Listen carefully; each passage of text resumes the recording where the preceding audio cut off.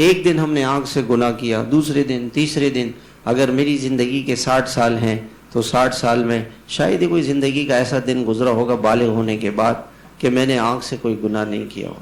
اگر اللہ اسی پہ پکڑ لیں کہ ایک دن اپنی زندگی کا ایسا دکھا دو کہ جس دن آپ نے آنکھ کا کوئی گناہ نہیں کیا۔ اب تو موبائل نے بہت آسان کر دیا، موبائل اس نے یہ روزانہ جہنم، صبح اٹھتے ہی یہ جہنم پہنچا دیتا۔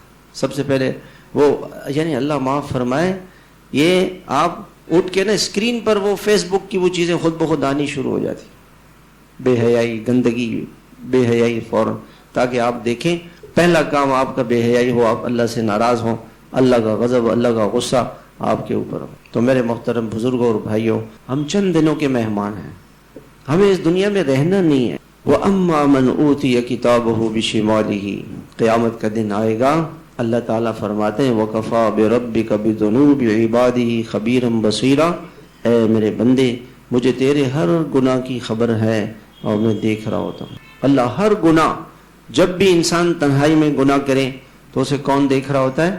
اللہ۔ اسے کون دیکھ رہا ہوتا ہے؟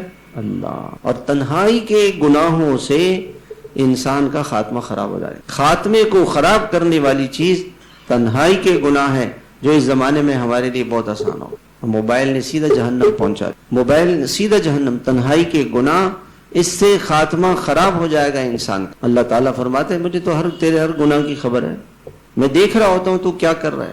اور جب یہ اللہ تعالیٰ کے پاس پہنچے گا، فَأَمَّا مَنْ أُوتِيَ كِتَابَهُ بِشِمَالِهِ، جس کو نامہ اعمال، گناہ جس نے زیادہ کیے اس کو نامہ اعمال بائیں ہاتھ میں ملے گا۔ فَيَقُولُ يَا لَيْتَنِي لَمْ أُوتَ كِتَابِيَهْ، وہ کہے گا کاش کہ مجھے میرا اعمال نامہ نہ دیا جاتا، وَلَمْ أَدْرِ مَا حِسَابِيَهْ، مجھے تو خیال بھی نہیں تھا کہ اللہ تعالیٰ میرے سے حساب لیں گے۔